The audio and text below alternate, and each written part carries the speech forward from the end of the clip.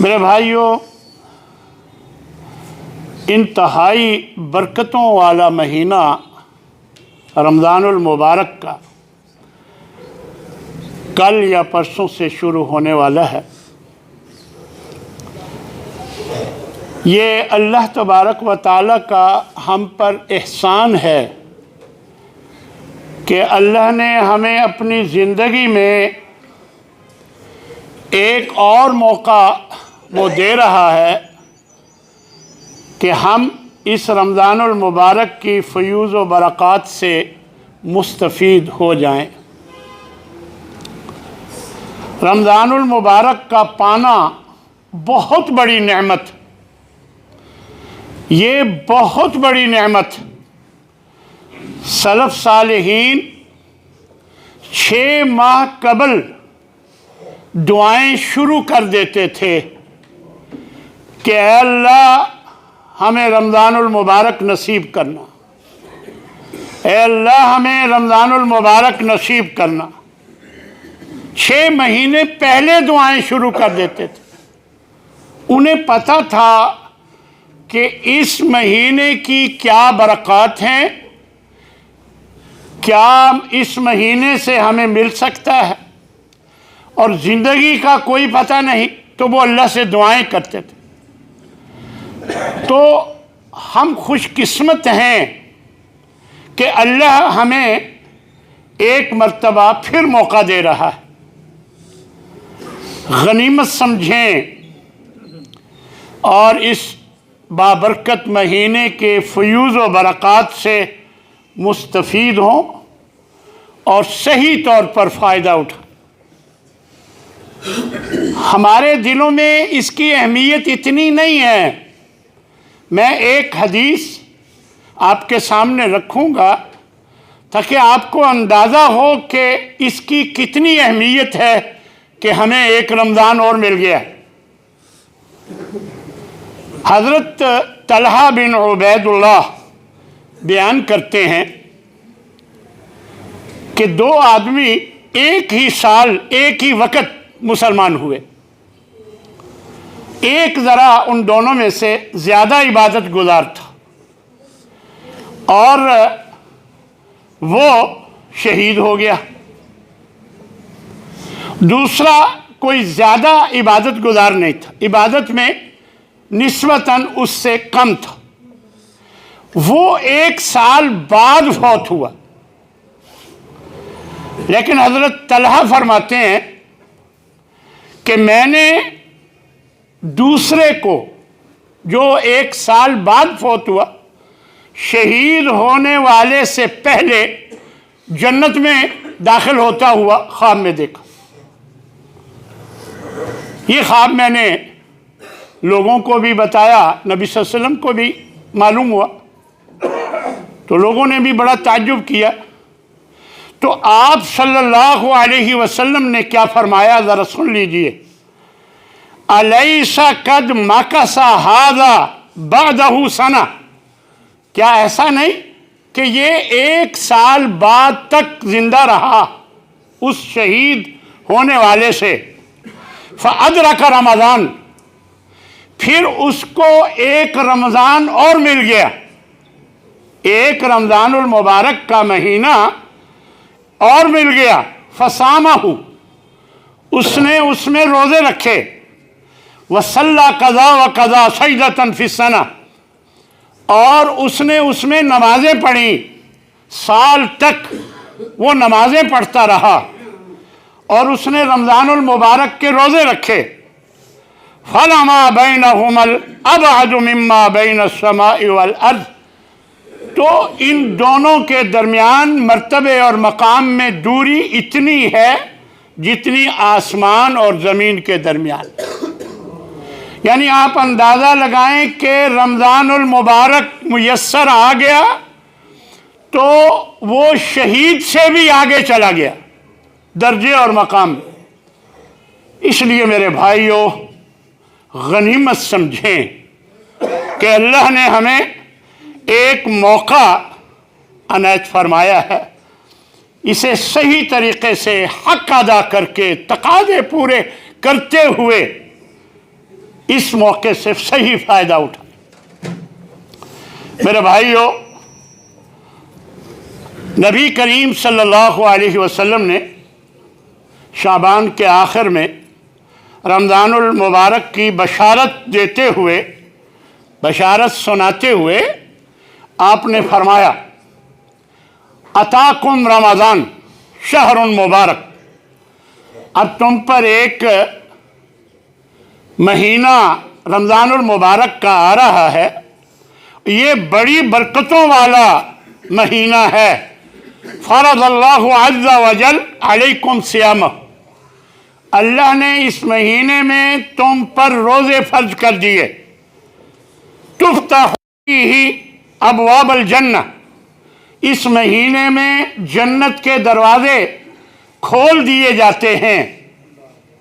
وتغلق فیہ ابواب الجحیم، جہنم کے دروازے بند کر دیے جاتے ہیں۔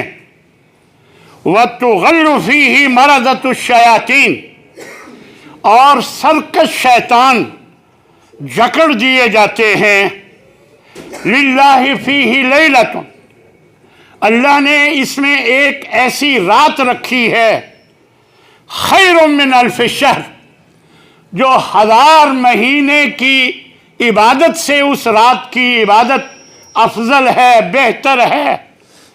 من حرم خیرہا فقد حرم، تو جو اس کی خیر سے محروم رہا وہ بد نصیب انسان ہے۔ تو میرے بھائیوں، معلوم ہوا کہ یہ رمضان المبارک بڑی برکتوں کا مہینہ ہے، اس میں اپنی صحت کا خیال رکھیں اور کوشش کریں کہ ہر وہ کام جو اللہ کو راضی کرنے والا ہے زیادہ سے زیادہ کرنے کی کوشش کریں۔ اس رمضان المبارک کی بہت سی خصوصیات ہیں، اس کے بہت خصائص ہیں، یہ عام مہینہ نہیں ہے، بڑی خصوصیات۔ سب سے پہلی خصوصیت یہ ہے کہ اس مہینے میں قرآن مجید نازل کیا گیا۔ بہت بڑی بات ہے یہ کہ اللہ کی آخری کتاب قرآن مجید ہدی للناس، جو لوگوں کے لیے ہدایت، اس مہینے میں اتری۔ اور یاد رکھیں، قرآن جس کے ساتھ بھی لگ جائے اس کا مرتبہ اور مقام اونچا ہو جاتا ہے۔ رمضان المبارک اعلیٰ دوسرے مہینوں سے کیوں ہے؟ اس کی خصوصیت کیوں ہے کہ اس میں قرآن مجید نازل کیا گیا؟ اور وہ رات، جس رات میں یہ قرآن نازل ہوا، وہ رات تمام راتوں سے افضل ہے، کیونکہ اس کے ساتھ قرآن لگ گیا۔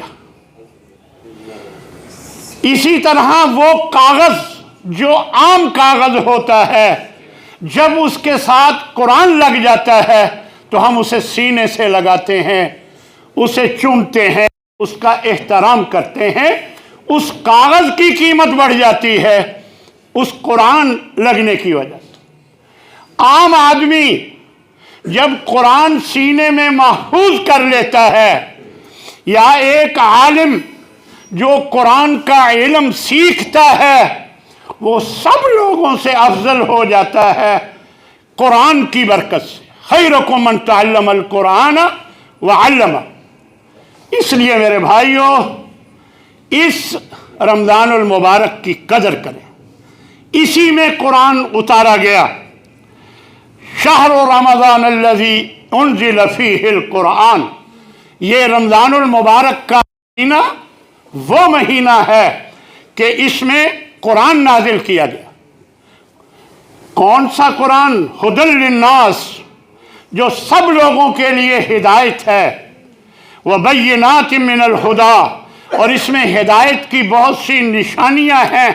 والفرقان، اور حق اور باطل کے درمیان فرق کرنے والی چیزیں۔ اور دوسری جگہ اللہ فرماتا ہے انا انزلناہ فی لیلۃ القدر، ہم نے اسے شب قدر میں اتارا۔ اب دیکھیں شب قدر بھی رمضان المبارک میں، اس لیے رمضان میں قرآن اترا اور وہ قرآن شب قدر میں اترا، یہ دونوں ایک ہی چیز ہے، کیونکہ وہ بھی رمضان المبارک میں۔ اس رات میں اللہ تبارک و تعالیٰ نے یکبارگی اتارا تھا۔ دیکھیں آپ سب جانتے ہیں 23 سال کے عرصے میں قرآن نازل ہوا، یہ تو نیچے اللہ کے نبی کے پاس 23 سال کے عرصے میں قرآن نازل ہوا، لیکن لوح محفوظ سے اللہ تبارک و تعالیٰ نے آسمان دنیا میں ایک مقام ہے بیت العزہ، وہاں پر قرآن مجید یکبارگی اتار دیا، پھر وہاں سے تھوڑا تھوڑا اترا، اور وہ جو یکبارگی اتارا تھا وہ رمضان المبارک میں اور وہ لیلۃ القدر میں اتارا گیا تھا۔ اس لیے میرے بھائیوں اس رات کی بھی بڑی اہمیت ہے قرآن کی برکت سے، اور اس مہینے کی بھی بڑی اہمیت ہے قرآن کی برکت سے۔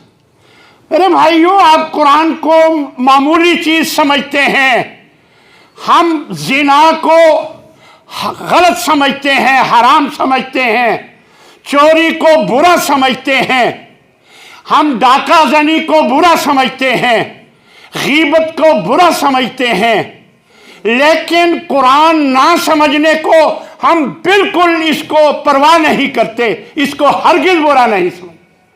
جو قرآن نہیں سیکھتا، یاد رکھیں قرآن نہ سیکھنا زنا سے بڑا گناہ ہے، قرآن نہ سیکھنا چوری سے بڑا گناہ ہے، قرآن نہ سیکھنا ہر قسم کے گناہوں سے بڑا گناہ ہے۔ اس لیے میرے بھائیوں ہمیں یہ سوچنا چاہیے کہ یہ اللہ نے ہماری ہدایت کے لیے قرآن بھیجا ہے، ہم اس کو سمجھے ہی نہ، اور اللہ ہمارا خالق ہے، بھیجنے والا ہے، ہم پرواہ ہی نہ کریں۔ یہ بہت بڑی بدقسمتی کی بات ہے کہ ہم مسلمان ہو کر قرآن کو چھوڑے ہوئے ہیں، اور یہی وجہ ہے کہ ہم خوار۔ خیر میں یہ بتا رہا تھا کہ خصائص رمضان میں پہلی خصوصیت یہ ہے کہ وہ اس میں قرآن نازل کیا گیا، اور دوسری خصوصیت یہ ہے کہ اس مہینے کی برکت سے اللہ بہت سے لوگوں کو جہنم سے آزاد کر دیتا ہے۔ نبی کریم صلی اللہ علیہ وسلم حضرت جابر رضی اللہ تعالیٰ عنہ سے روایت ہے، فرماتے ہیں کہ ان للہ عند کل فطر عتقاء من النار، ہر افطاری کے ٹائم، افطاری رمضان میں ہوتی ہے، ہر افطاری کے ٹائم اللہ نے بہت سے لوگوں کو جہنم سے آزاد کرنا ہوتا ہے۔ وَذَلِكَ فِي كُلِّ لَيْلَةٍ، اور یہ عمل ہر رات ہوتا ہے، ہر افطاری میں ہوتا ہے کہ جہنم سے بہت سے لوگوں کو آزاد فرماتا ہے۔ اور حضرت ابو سعید خدری رضی اللہ تعالی عنہ سے روایت، وہ فرماتے ہیں ان للہ تبارک و تعالی عتقاء فی کل یوم و لیلۃ، یعنی فی رمضان، کہ رمضان المبارک میں ہر دن ہر رات اللہ بہت سے لوگوں کو جہنم سے آزاد کرتا ہے۔ وَإِنَّ لِكُلِّ مُسْلِمٍ فِي كُلِّ يَوْمٍ وَلَيْلَةٍ دعوت مستجابہ، اس کے ہر دن ہر رات میں اللہ تبارک و تعالی لوگوں کی دعائیں خصوصاً قبول فرماتا ہے، خصوصاً قبول فرماتا ہے۔ اس لیے میرے بھائیوں زیادہ سے زیادہ کوشش کریں کہ اللہ کو راضی کریں، جہنم سے بچ جائیں، اور یاد رکھیں فَمَنْ زُحْزِحَ عَنِ النَّارِ وَأُدْخِلَ الْجَنَّةَ فَقَدْ فَازَ۔ ہم تو سمجھتے ہیں کہ اچھی نوکری مل گئی کامیاب ہو گئے، اچھا رشتہ مل گیا کامیاب ہو گئے، اچھا عہدہ مل گیا کامیاب ہو گئے، لیکن اللہ کیا فرماتا ہے فَمَنْ زُحْزِحَ عَنِ النَّارِ وَأُدْخِلَ الْجَنَّةَ فَقَدْ فَازَ، جو جہنم سے بچا لیا گیا اور جنت میں داخل کر دیا گیا وہ اصل کامیاب ہے۔ تو یہ کامیابی حاصل کرنی ہے تو رمضان المبارک کا حق ادا کریں، تاکہ اللہ جن لوگوں کو جہنم سے آزاد کرے گا ہم بھی ان میں شامل ہوں۔ اللہ تبارک و تعالی ہم سب کو اس میں شامل فرمائے۔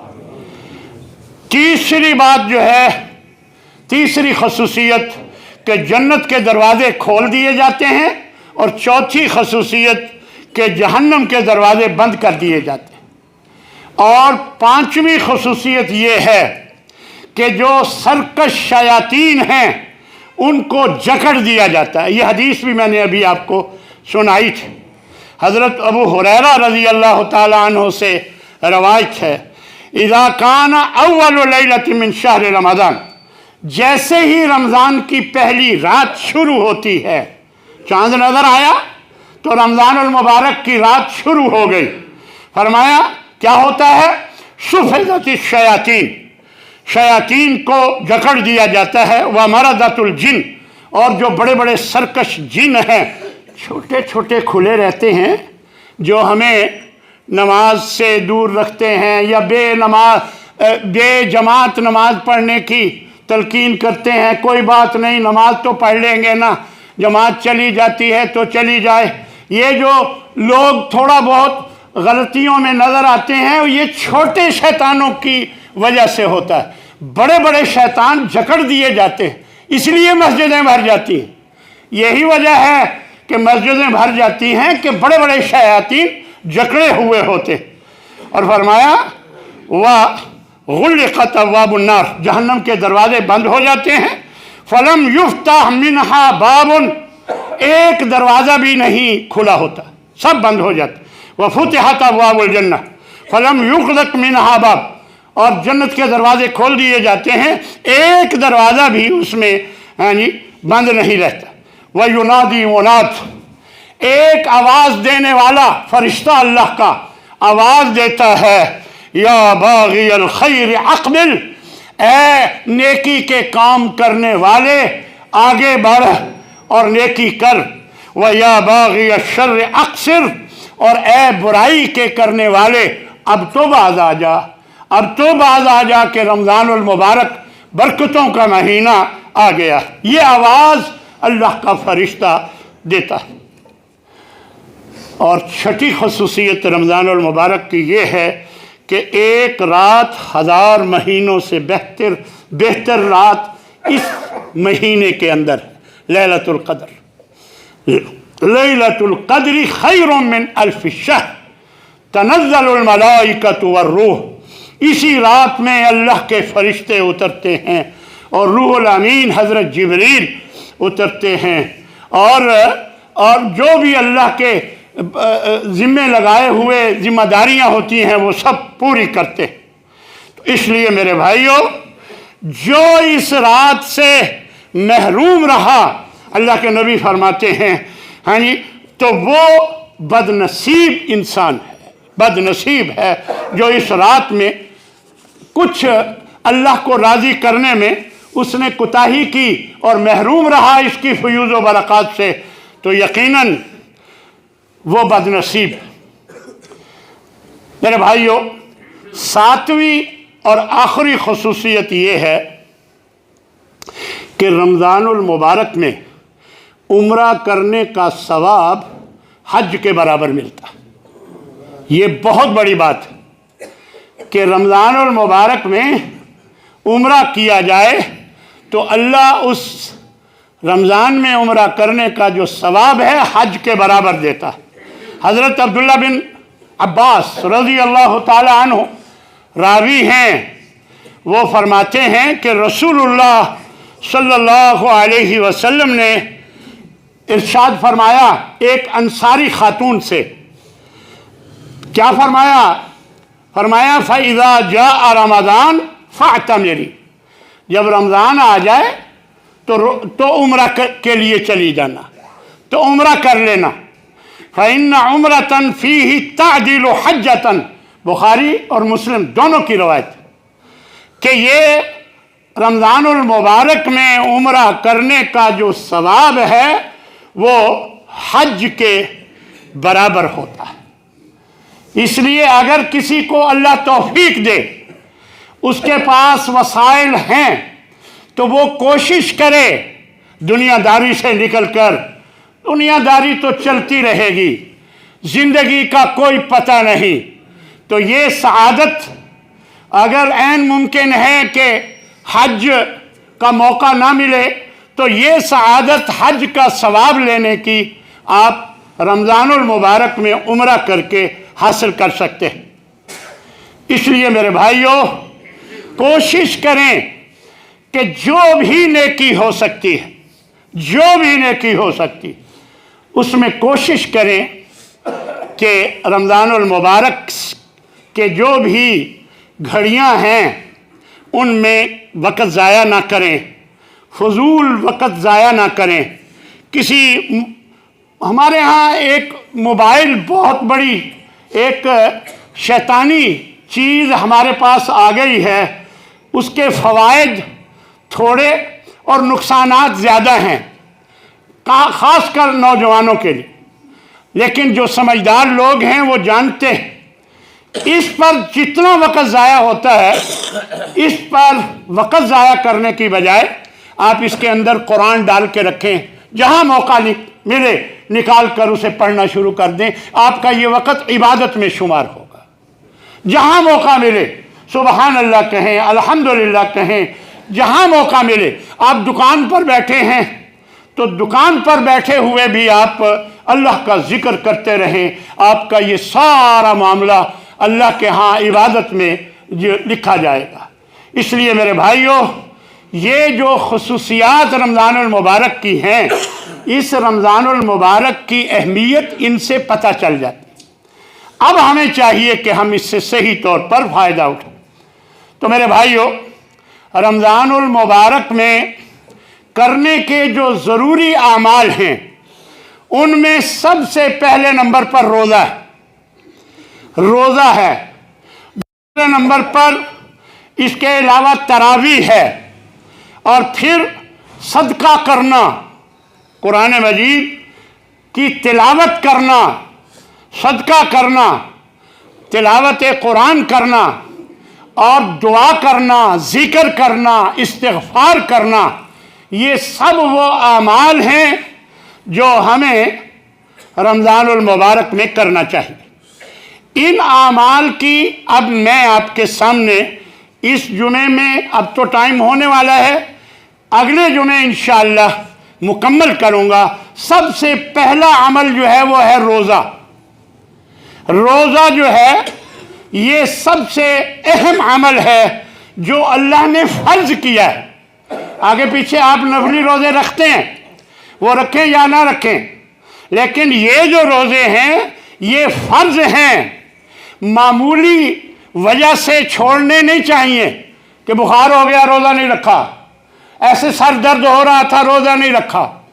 और कुछ लोग जो हैं आर्जी तौर पर, कुछ उनकी तबीयत नहीं ठीक तो कहते हैं जी मैं रखवा देता हूँ रोज़ा, फिदिया दे देता हूँ। ना मेरे भाई, अगर आपकी तबीयत आर्जी तौर पर ख़राब है, वक्ती तौर पर ख़राब है, आप ख़ुद रोज़े रखें बाद में अगर आप नहीं रख सकते। लेकिन ये कि किसी से रखवा लें, ये हरगिज़ जायज़ नहीं। अलबत्ता आप ऐसे मरीज़ हैं कि आप अगर रोज़ा रखें तो आपकी मर्ज़ में इजाफ़ा होने का अंदेशा है, या आप रोज़ा रखें तो आपकी मौत आने का अंदेशा है। आप रोज़ा नहीं रख सकते बिल्कुल, और बाद में भी नहीं रख सकते, तब आपके लिए जायज़ है कि आप फिदिया दे दें। ये अपने आप से पूछें, ऐसे ही ना फिदिया दें कि इस साल मैंने ज़रा तकलीफ़ है मुझे और मैं रोज़ा नहीं रख सकता। नहीं, आप देखें कि अगर ऐसी सूरत हाल है कि बाद में आप कभी भी नहीं रख सकते, तो फिर आप ऐसा कर सकते हैं, फिदिया दे सकते हैं, वगरना बिल्कुल नहीं। इसलिए मेरे भाइयों, रोज़ा अल्लाह तबारक व तआला ने फरमाया फमन शहिदा मिनकुम अश-शहरा फलयसुम। ये हुक्म है कि जो भी इस महीने में मौजूद है, मुसाफिर नहीं है, तो उसको चाहिए कि वो रोज़ा रखे, उसको चाहिए कि वो रोज़ा रखे। ये ज़रूरी है। इसलिए मेरे भाइयों, आज मैं इसी बात के साथ अपनी बात ख़त्म करूँगा। अगले जुमे रोज़ा, तरावी और सदका और इसके अलावा दुआ, इस्तिग़फ़ार, ज़िक्र, इन सब के बारे में इंशाअल्लाह अगली दफ़ा ज़िक्र करके इस बात को मुकम्मल करूँगा। अल्लाह तबारक व तआला मुझे भी और आप सबको तौफ़ीक़ अता फ़रमाए कि हम इस रमज़ानुल मुबारक में, इस रमज़ानुल मुबारक का जो हक़ है वो अदा करने वाले बने और अल्लाह हमें इसकी तौफ़ीक़ दिए रखे। और याद रखें, अल्लाह की तौफ़ीक़ के बग़ैर हम कुछ नहीं कर सकते। हमेशा अल्लाह से तौफ़ीक़ मांगा करें तो अल्लाह तौफ़ीक़ देता है। अल्लाह की तौफ़ीक़ के बग़ैर हम कुछ भी नहीं कर सकते। अल्लाह मेरा और आप सब का हामी व नासिर हो। व आखिर दावाना अनिल हम्दुलिल्लाहि रब्बिल आलमीन।